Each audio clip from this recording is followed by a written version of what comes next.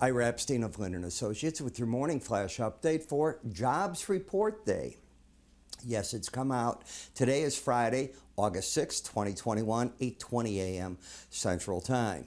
So I was very fearful of going through the report, and you'll see. Just take a look at the gold market, down $35. So if you were a gold bull, that's very painful. Silver down almost $1 an ounce. Platinum down $20. The dollar up almost 40 points. That's a huge move, carrying a number of currencies lower. At the same time, interest rates, when you fall in the futures, and you're falling, interest rates are going up. I think we can now look back and say the market's made a double bottom at the 112 area in the 10-year note.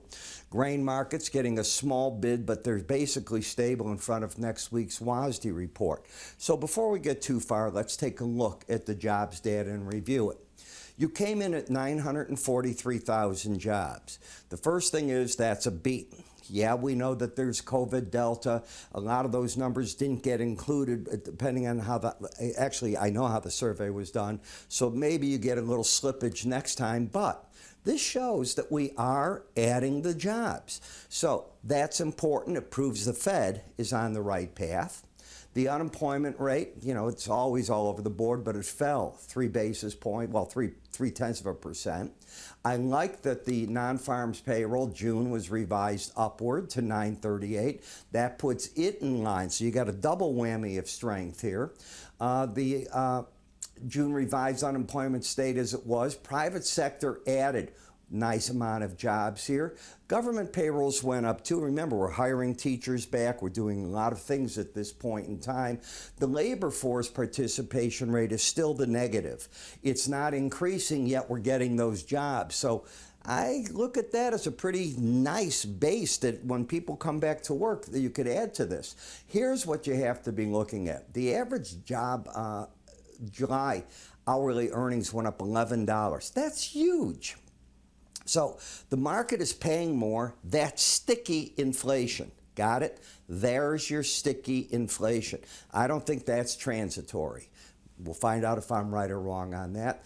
Canada's job report did not do what the U.S. did.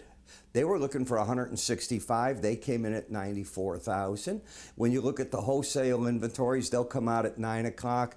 The federal consumer credit is forecast to come out today at 2 p.m. And tomorrow is what's scheduled at this point. The Senate's going to vote on the infrastructure bill and see if they can get it over to the House. We've already heard that the Democrats and Republicans will not get along on the raising of the debt ceiling. The Republicans have put their foot in the ground.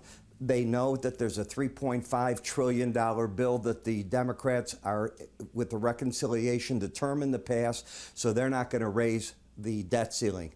McConnell already said, go on it by yourself. We're not going to add to all this. That's a political play for the upcoming midterm elections. You know that, but you can only do this so long. Come October, we're out of funds, and how do you pay your bills in America? We've never defaulted. I don't think we will default, but it all goes down to the last hour, and you know how that works. So, interesting day. I've got a lot to write about in my full research report. I do think this is a game changer in terms of the economy having made the turn on employment, and I think that if you can stay